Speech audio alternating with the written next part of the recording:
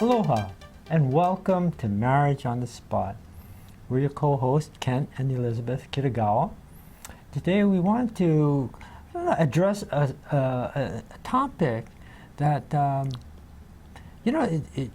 we kind of don't want to deal with a lot of times. We don't want to talk about it. Right? Or, but it's needed. But it's needed because it's so pervasive in so many households, and it can be a difficult thing to learn to manage, and that is the topic of anger, and how do we deal with anger when that arises in our relationships? Because too often, it rather than we, the couple learning to manage the anger and manage conflict, they find themselves being captive to their own anger, and that's it happens especially in this very fast-paced world that we're living in now, especially here in Hawaii, where couples are constantly busy. Mom, dad, both working 2 jobs a lot of times. Plus the commute. 1 hour each way. Right. If you're caught in rush hour traffic, it's another hour and a half to your day, and then after that you've got to take the kids to soccer games, to practices, to band, and these so on and so on, and so just that added stress can create just this pressure cooker that causes anger. But what is anger? Anger a lot of times has a negative connotation to it. People think, we should, especially if we're Christian people, right? You should not be angry. But the Bible actually has a very different picture on this, a very different take. It says anger is a God-given emotion. The Bible tells us in Ephesians 4:26 to be angry and yet do not sin. So anger is a facet even of God's character. And we are made in His image. And Jesus Himself expressed anger when He cleared out the money changer, tables, and He made a whip, right? And he drove all the animals, and He drove all the money changers out of the temple. That's a picture we don't see very often painted. Mostly it's Jesus very gentle and loving and quiet. He is called the Lamb, right? The Lamb of God, but we also have to realize He is the Lion of Judah. Yes, that's right. And He is the conquering rider. He is going to become, on the white horse, dressed in those, it says a red, blood-stained robe. So He has, there is a place for anger. It's knowing how to deal with anger. How to control the anger, that it doesn't go out of hand, and that your spouse doesn't have to call 911 or whatever. And it's like we discussed the other day when we prepared for that, it's not necessarily always the guys who have anger. No, but it's many the times women it's women too. Sure. And unfortunately, a lot of times it's the children who get the brunt of both sides, the anger. This is where it can become scarring. But anger in itself is neither bad nor good. It's a secondary emotion. It's an emotion, and it has a place. Anger gives us, that arousal gives us that energy to get and take care of a situation, right? To take action, and it motivates us if we use it right. You know, that's why I use that, you know, to title in this session, you know, harnessing the fire. Well, fire has very positive benefits to it, right? If we use it right, it warms us. It's for heat. It creates energy, right?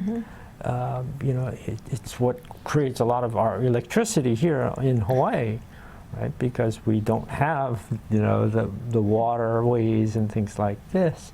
So, you know, fire has great benefits. You know, we use it to cook. We use it, you know, for light. You know, to bring light, to shed light on things. So, fire, it's in itself can be beneficial if harnessed and managed correctly. Yeah. Right. But if it's out of control, it can be very destructive. And so it's the same way with anger. You know, anger in itself is not evil. You know, that's why the Bible says we can be angry, but sin not. Yeah. Right? So, you know, so how do we do that? Okay? How do we deal with our anger in a way and manage our anger in ways that will be beneficial, right? So one of the things we have to know first off is what is the source of our anger? Yeah, it can be an annoyance, Right. which on a regular basis or whatever, and then we just at one point just had enough already, or it could be bitterness creeping in of something we experience, and we are bitter, disappointed or whatever. Yeah, and that's the sad thing is when it gets to that point, a lot of times it is not the present matter at hand. That only becomes a trigger, you know, for the explosiveness of anger. So when you have someone going to counseling, they're not so much dealing with anger than the primary things, Primary the bitterness, the disappointment, the frustration, fear, the sadness, hurts, and all those hurts is a big thing. emotions. Yes. You know, and a lot of times, angry people are hurt people, we say. Right? Anger comes, especially if people are chronically angry. It's very unhealthy for us to hold on to chronic anger because it has so many detrimental effects on our health, our mental health, you know, our physical health, our spiritual health even, you know, because it can keep us from being, you know, forgiving and doing the things that God wants us to do, to become, to experience. We can't do that if we are constantly, you know, through rejecting people and, you know, exploding all over them and you know, being abusive in our language and our behavior. You know, we just, you know, that's just contrary to what the Bible talks about. It's divisive. You know, but you know, and it's been shown that people who have chronic anger are vulnerable to things like cardio disease, you know, cardiac, high blood pressure. Right, high blood pressure, you know, heart problems. There even certain cancers that are associated. Also cholesterol, is that true? Cholesterol can be driven up, you know. There's strokes. There's, you know, the rashes. I think shingle is one of those. Yeah. Right, your immune You system. stress. Right, you're overstressing the system, and your immune system just whacks out. You know, so there's all these things that we need to address. You know, address the base issue of what is causing that anger. You know, what is the thing, and if we can dealing with that, dealing with the hurts, and so you know, it can be also stem things from things like you know, maybe an experience from the past that you know that we've you know we feel ashamed of. You find a lot of times that people who have been abused sexually or physically or emotionally, verbally as children, you know, they have a problem regulating their emotions, and especially anger. Anger becomes a defense. And especially if it's also unforgiveness, I think. The unforgiveness can bottle up a lot of things, Sure. anger and stuff, and then eventually it has to go somewhere. Right. And mostly it goes in the wrong direction Yeah, and and a lot of explodes, and times, you know, the people around you get the brunt. right, those closest to you, you know, The ones you love the most, usually. Yeah, and it, you know, creates that wedge, and so, you know, so many things we can, you know, that we could prevent, that we can stem, if we can resolve the sources of anger. So how do you, let's say, how do you start? Okay, well, one, we talked about becoming aware of what is the source of your anger. What is your anger? Is it a mask for something else? Another, you know, primary emotion, a deeper emotion, be it shame, be it hurt, be it anxiety is a big thing, you know. If we feel anxious about things, you know, our ability to perform our jobs, or you know, be say in good relationships, and to, you know, maintain our relationships, and you know, but that can be a source of anger, you know, and blame. And then we start turning on other people. And it and goes saying, both ways afterwards. right. You Because know, especially when you blame, then of course you have both of them, the offensive, the defensive, Right. and then it doubles up in the anger, and it gets even worse. And then if you have kids around, they're really Yes. gonna get it from both sides. Right. They don't know where to turn. They're getting fearful. They're getting afraid, and Afraid, they shut down. And I think it's a sign of our times that, you know, teen suicide now has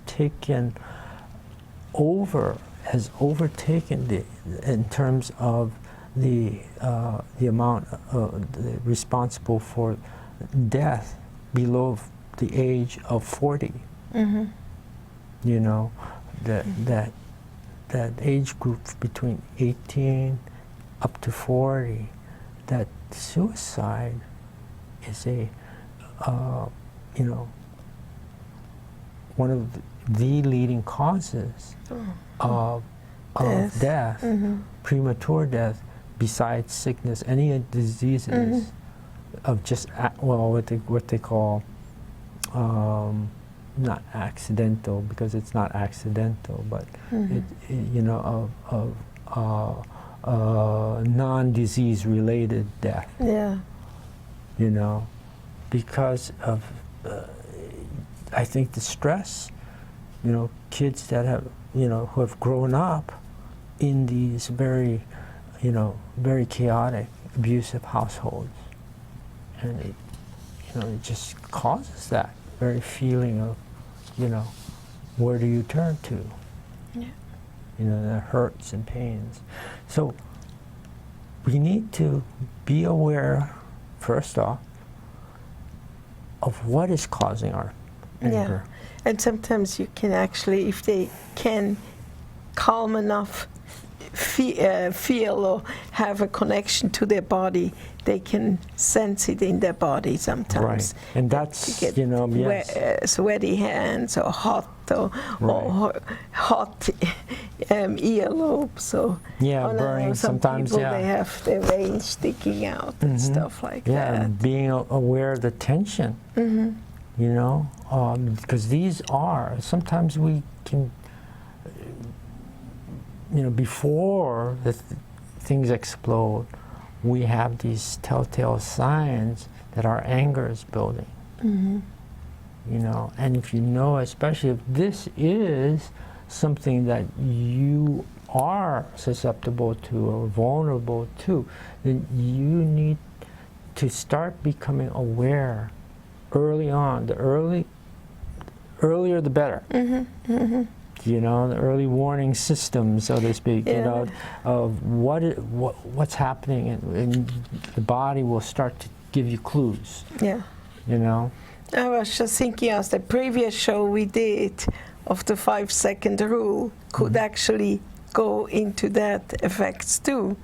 5, 4, 3, 2, 1 gives you a moment to start slowing down and start using the thoughts.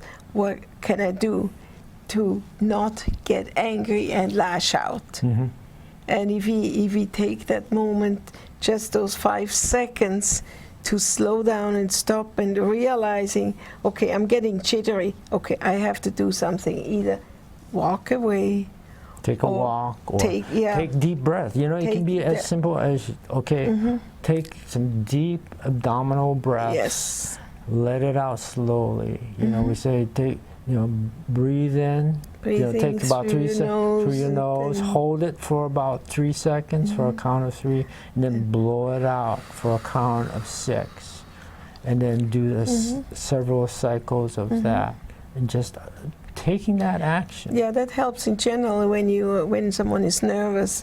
For my piano students, I used to before recitals. I said, okay, take now your deep breath through your nose. Blow out slowly, and by then their hands are not so shaky. Right. And if they do that 2-3 times, they get ready to get started. Right. And it makes a big difference. Right. Right. Because with the, you know, I guess in psychological terms or neurobiological terms, we say that you disengaging the sympathetic system, because the sympathetic system is aroused when we feel that anxiety, when we feel threatened, or when we feel anger, or we feel fear, you know, and when that intensity, then it kicks in the sympathetic system, and we disengage that, you know, by taking these deep breathing, doing this deep breathing. Doing visualization can help also. You know, visualizing just a calming, soothing picture of, you know, being at the beach or whatever it is. Or even from the day you got married, you know, maybe you saw your spouse for the first time in the church, up in front, all dressed up in nice wedding gown, or the man all handsome in a suit or whatever. You know, if you can for a moment stop and visualize something, or like you said, the sunset, just a nice green pasture with maybe calm horses on it or something, could help. Right, right. And that helps to distract also from whatever is your trigger. And that brings up another thing, is knowing what your triggers are, you know. Sometimes we know things like traffic, is a trigger for a lot of people, Yes. right? Or it can be, negative thoughts. What is the message that is actually we're telling ourselves?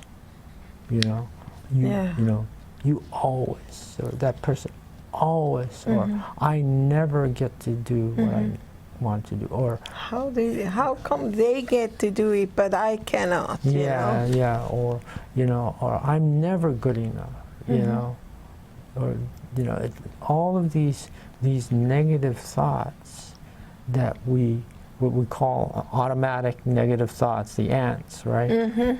That we can fall into. Yeah. And this is what we have to stop and think: is this correct? Is it always? Is it always? Is this never. true? And more often, and 99% of the time, we say, it's just, it's just not true. But because it's a trigger for us, then we're drawn to that. See, and so we need to, stop that negative thought and say, challenge ourselves. As Dr. Daniel Amen says, don't believe every stupid thing that you tell yourself. And stop and reverse that and say, no, I do get, there are a lot of positive things that happen that I've experienced. There are things that I can do, and calm those things, kill the ants, so to speak, and yeah, sometimes we have to really find those things, dig for it. I know one counselor said to his counselee, who said, well, he never does anything right. He just, I'm talking about she, because that's the way I'm reading it sometimes, To me, it's mostly women who come, and he can never do anything right. He does, it just blows it. Okay, I want you this week to find something good about your husband. I don't think he has anything good. Well, let's start with something simple. Does he ever take a shower? Of course he does. Well, some people would not shower, so that's at least something good. Did you ever thank him that he keeps himself clean and doesn't stink or something like that? Bring something up which you just have to think yourself. You take it for granted. I take it for granted that you take the trash out. When is it the last time that you thanked your spouse, for cooking a good meal, or taking the trash out, or washing the dishes, or whatever it is, instead of taking it for granted? So that when you have those moments of anger, you can think, oh wait, but I do have a good spouse after all. He doesn't go out to drink. Yeah. He comes home after work. Stuff like that. Yeah. Focus on the positive, and this is what, it's very biblical too, right? It says if whatever is pure, whatever is good, whatever is true, whatever is lovely, think on those things, And Paul was addressing conflict between two people in the church in Philippi. It was Philippians, in Philippians. And so he was especially addressing it to two women in the church who were in conflict. So to look at the positive, try to find the positive and stay off of that, especially if you know that is a triggering. Yeah. Those negative thoughts are triggering for you. To counteract that with a positive. Kind of like you shared with me the other day when you heard me when I got upset about the grandkids. Yeah. He said, make sure you catch yourself not to say you always do this or you never do that and you never put those things again. And I was not aware of it, but I will be aware after that that we did discuss that, especially also with kids, you know. Do you ever put your Legos all in a box? No. But sometimes they do. Mm-hmm. So even with the kids, we have to be careful that we Yes. use the right words. Yeah, and it's especially as an adult speaking to our, children, that we watch how we, how we convey, Mm-hmm. because they have no filters, they have no defenses, and so we may scar them. Anger like this can be very, very detrimental to them if we're not careful.